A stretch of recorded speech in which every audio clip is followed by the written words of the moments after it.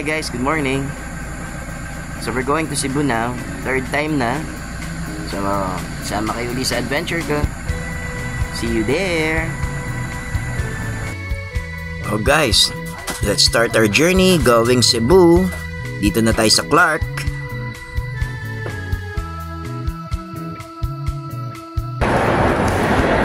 Hi guys, so ngayon tapos na tayo sa inspection. Hintayin na lang natin yung flight natin going Cebu. Alright? See you there. So yun nga guys, naghihintay na tayo ngayon ng flight natin going Cebu. So alam nyo, dito sa Clark, napakaganda nitong airport na to compared to Manila, masyadong malayo. Ito malinis, maluwang, maganda, and malamig.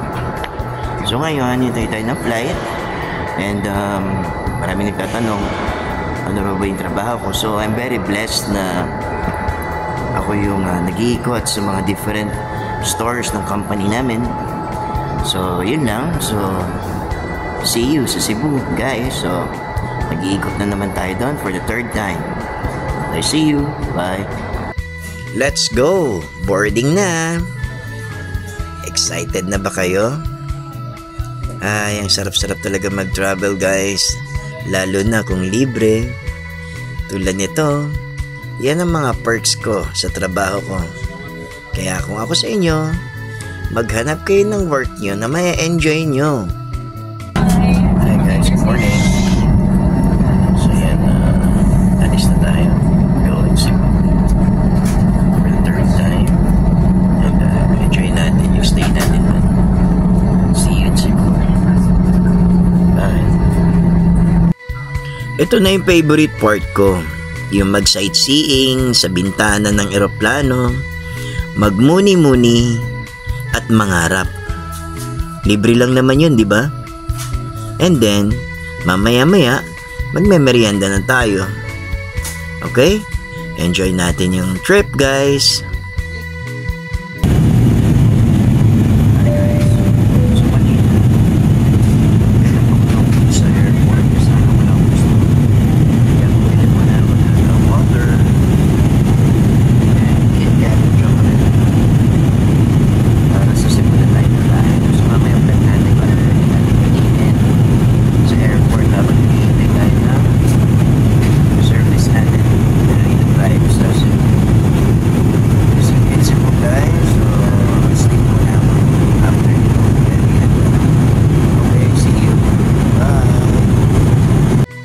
Sobrang ganda ng weather, ang ganda ng view. Ay, sarap buhay, di ba? Alright, eto na, malapit na tayo mag-touchdown. See you, Cebu!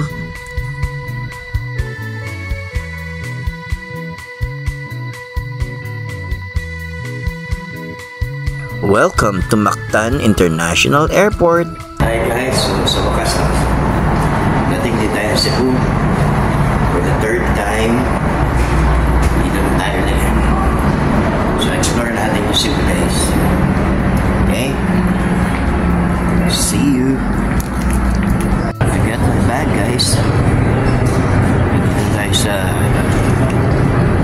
Mactan International Airport. Alright. See you. Bye guys. So nandito na tayo sa Cebu. International Airport. So, hanap lang tayo ng food. Hanap tayo ng local bread. So, marami dito fast food. So, ayan. So, dito tayo maya-maya. And then, hanap lang tayo ng food. At syempre, dahil nandito tayo sa Cebu, ang una nating kakainin ay lechong Cebu. Tara!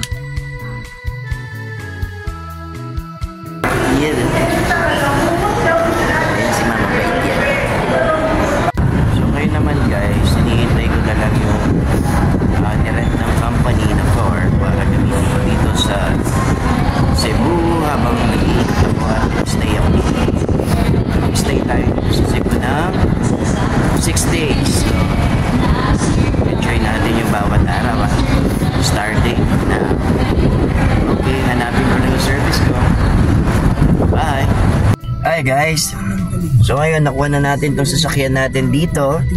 Ito ang magiging ride natin dito sa Cebu ngayon. Ang ating mga kasama sa ating pag-iikot. So see you guys sa hotel. So punta muna tayong hotel ngayon before tayo mag-ikot bago ako pumunta doon sa mga branches. Okay, see you guys. So enjoy natin. Nood lang kayo dyan.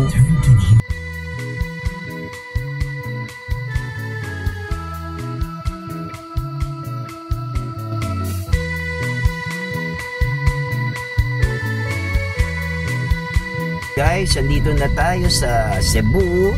And yan yung hotel ko. Yan, yung St. Mark. So dyan ako mag-stay. So tapat yan, malaking cathedral. So see you inside, mga kapatid, mga kaibigan, lahat kayo. Ayan, pasok na ako.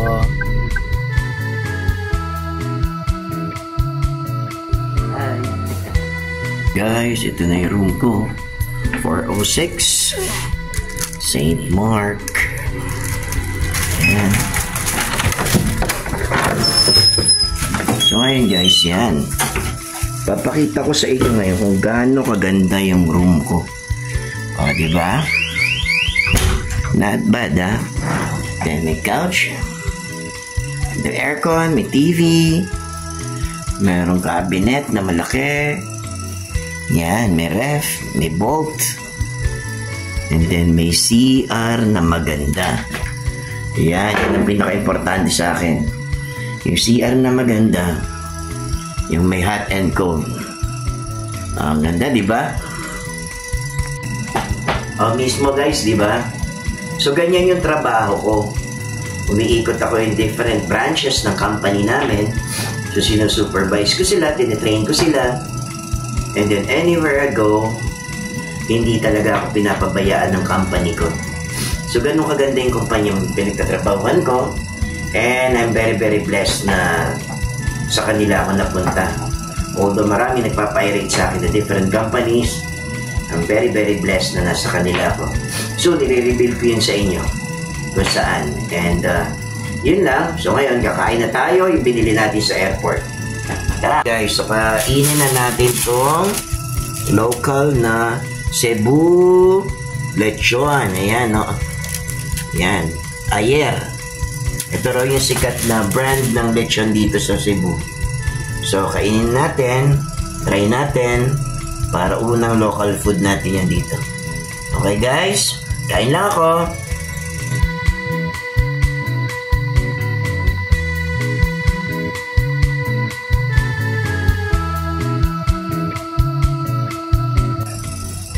So yan guys, tapos na tayo mag late lunch, yung Cebu lechon.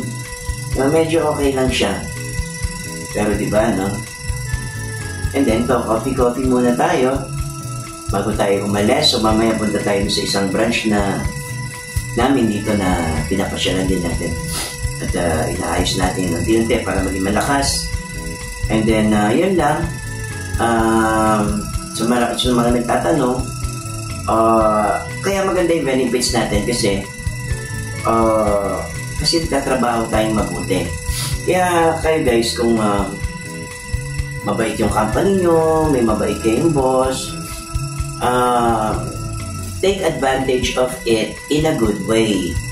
Magtrabaho tayong mabuti, pahalagahan natin ng pinagkakatiwala nila sa atin, at i-assure ko sa inyo na yung mga gusto nyo, ibibigay ng kumpanya. Never nila kayo pahihirapan. Kasi bakit? Kasi kapag magaling kayo, asset kayo ng company. At kapag asset kayo ng company, hindi nila kayo bibitawan. At yung other side pa nun, pinag-aagawan ka pa ng ibang kumpanya. Yung iba nga, iniintay ka lang umalis dyan. Tapos kukunin ka. Kaya, kung may mabait kayong boss, may mabait na company, pahalagahan nyo na siya. Mahalin nyo para yung perks nyo sa buhay ay magiging masarap. Parang hindi ka na nag-work. So yun lang guys. So mamaya biyahe na tayo papuntang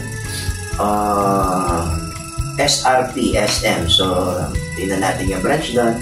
Then mamaya papakita ko sa inyo yung ride na gamit natin dito sa Cebu.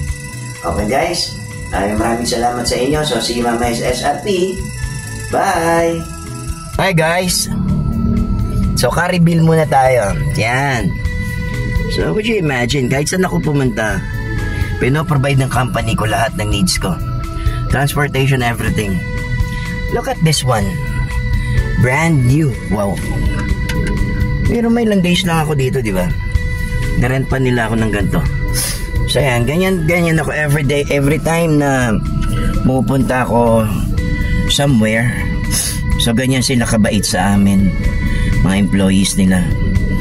So, kaya kayo, kapag good yung company, take good care of your company, and then be loyal.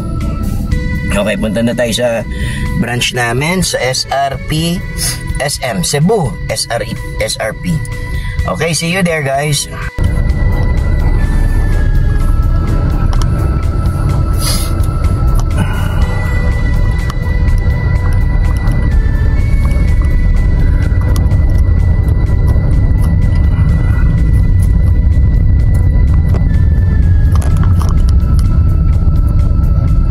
Hi guys. So pasyal-pasyal lang tayo dito sa Cebu. Ikot-ikot, drive. Enjoy. Okay, so watch lang kayo sa vlog natin.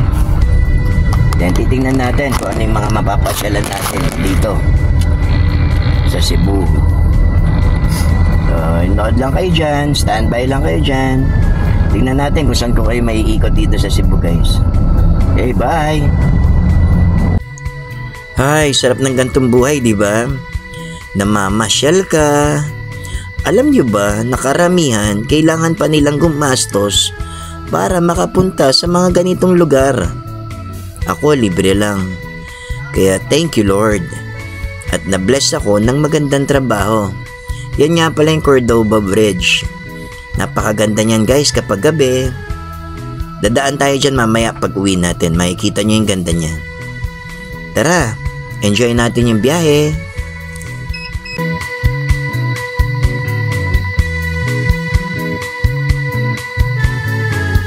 So yan guys, yan ang SM Seaside.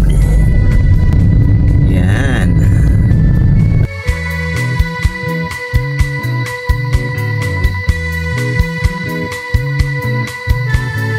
Yan guys, yan ang SM Seaside. Diba? Ganda. Ganda-ganda dito. Tapos sa other side niya, andito yung Ocean Park naman. Ganda, diba? So ganyan kaganda. Ayan o, yung Ocean Park o. And then the beautiful SM Seaside. Ganda. Take the next right onto Seaside Avenue. So mamaya pakita ko sa inyo yung loob niyan, tsaka yung tuktok. Okay guys, see you.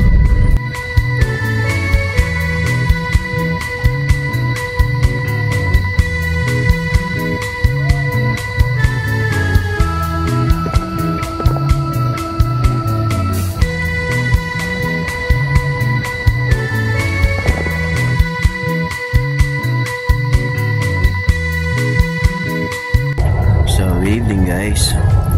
So ito yung ibabaw ng Seaside SM. Ayan, ang ganda-ganda diba? Ayan.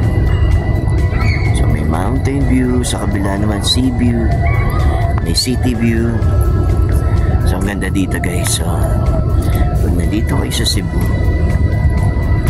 try nyo pumasyal dito sa SM Cebu Seaside SRP. Napakaganda. Okay, see you guys. Ito naman yung store namin dito sa Seaside. I-reveal ko rin ito sa inyo soon guys. Ito naman yung the beautiful Cordova Bridge. Sobrang na-enjoy nyo yung pagdaan dito sa highway na to. Lalo na kapag nakikita ko yung bridge na yan. Napakaganda. Hi guys. So, yun yung naging activity natin maghapon. Simula sa bahay, pamuntang airport, hanggang dito sa Cebu. So, ganyan yung trabaho ko. umikot sa mga branches, mamasyal, makipagkilala sa mga tao, i-explore yung lugar. So, ganyan ka-exciting yung trabaho ko. So, sa mga nanonood, maraming salamat, and may mga next vlog pa tayo dito sa Cebu.